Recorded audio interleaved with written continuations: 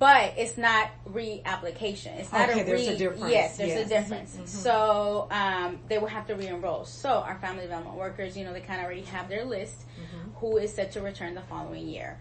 They meet with those families and say, hey, it's time for enrollment. Do you want your child to come back next year? Yes, here's your re-enrollment. That way they can secure the spot for next year. Once we finish the re-enrollment process, that's when we kind of get an idea of how many spaces we have for the following year.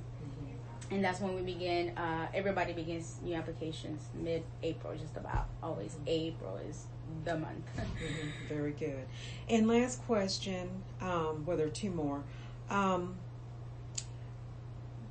What do you notice about your center as compared to public pre-K classes? Are you able to answer that at all? Yes. Okay. I don't know if pre-K in the district, I know we're full day compared to the district. Yeah. We are full day, so which is why our wait list is always long. It is 8 to 3, Monday through Friday. What is the beginning and ending times? 8 to 3. 8 to 3. I'm sorry. You Yeah, said 8 to 3. They okay. they have lunch in the classrooms. We have breakfast, lunch, and snack in the classroom. We teach family style. One of the things, the difference I think also is, what's a family style?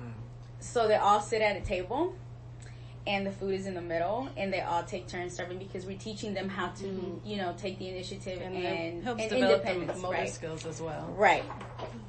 So we encourage conversation. Yeah, and that's part of the federal food program as well. Like it's required to do family style meals because at a lot of the homes and stuff, the families aren't able to actually sit down with the kids. So the teachers have a sample plate and they model, proper nutrition, like having all the food on the plate as well for the kids. And one of the things also that I think that we do more, I think, than public schools is I know that when it comes to public school and behavior children, I know that sometimes the district is a little bit harder to kind of like have that conversation with the parents consistently. We meet with them a lot. Like we don't kick a child out due to behavior. We try our best to find out what is causing this problem. Let's work together with the parent. We bring in other people that, we need to bring in for more support emotionally, if need be, and sometimes, because we do serve low income families, we have a lot of children who they don't get to see their parents all day because they've been working. So they go from school to daycare. So, sometimes they act out, and sometimes when they act out, sometimes the stuff that they do, if they were in a school district and if it was repeatedly, they will end up getting suspended or get kicked out. That's something that we don't do here. But at the same time, we do teach the parent by us meeting with them consistently. This is one of the things that you need to work on now, because if you do, once you get to the school district, it's not going to look the same. So we always try to prepare the family in that aspect. Like, don't think that we're just letting it slide, because we're not. We're trying to teach you on, other things that you can do at home.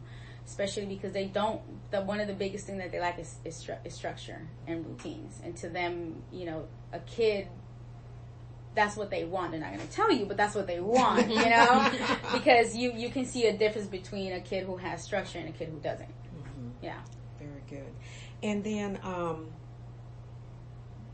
and I think you just shared that, do you all have an opportunity to confer with any schools in the school district regarding the pre-K, PPCD, or kindergarten programs, what the expectations are? Well, it's a little bit difficult for us because we are part charter.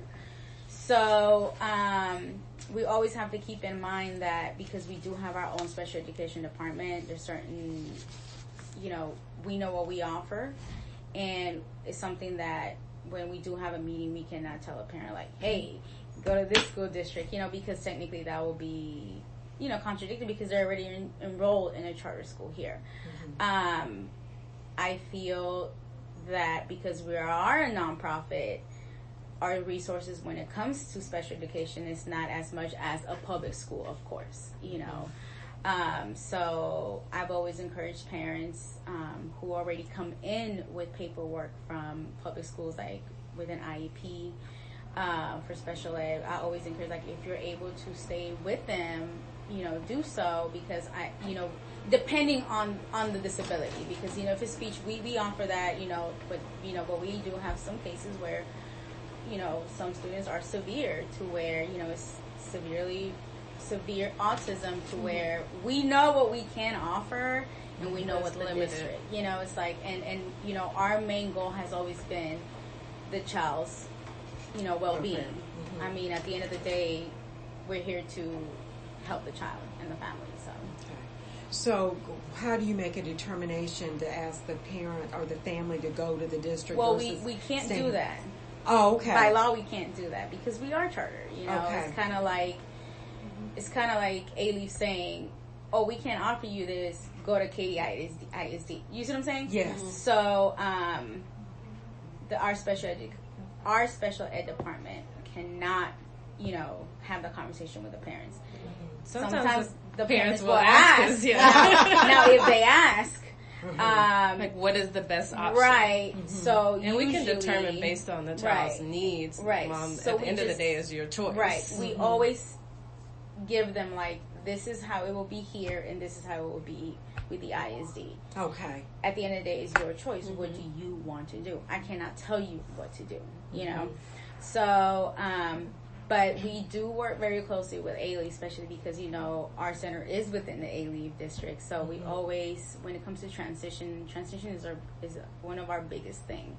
Mm-hmm. We always work on wanting to transition our students who are going to kindergarten next year, making sure that they're ready not only academically, but, emotionally as well. And have the parents know, like, look, it's almost time to apply, and we always invite somebody from A-Leaf to come and speak. Mm-hmm. Regarding the dual language program and regarding what the district has to offer when the applications begin, what is our process. We always have somebody every single year to come in and speak to the parents. That's just one of our things that we have to do. Mm-hmm. We have to. We want to give the information. We want to make it available for them because some of them who don't have any, it's their first time, and this is new. They're like, I don't know. Oh my God, they're only here for 1 or 2 years. I don't know what to do. And they're new to the country as well, right? Too. And they're like, this is new to me. They don't know that once 1 year ends, they have to go to another school, and they have to be prepared ahead of time with applying and getting to know what that district offers or whatever. Right. So besides the early, 3 and 4 year old program, what are some other programs while students are enrolled here that are available to help the families? Because I think you alluded to, you have a case manager that works with each of the families, and as the needs, whether it be special needs or employment or other things. I mean, are there any other programming that is out of here that supports the families after the students leave here, or is it only while students are enrolled We here? always encourage the families. Just because you leave does not mean that you need to stop coming in and ask us for any resources. Because it is harder when it comes to the district. I remember, because I used to be a family development worker, I remember I had a case of twins, and they were both identified with a disability. And when they went on to the next public school, they were not giving them the appropriate education based on their special needs.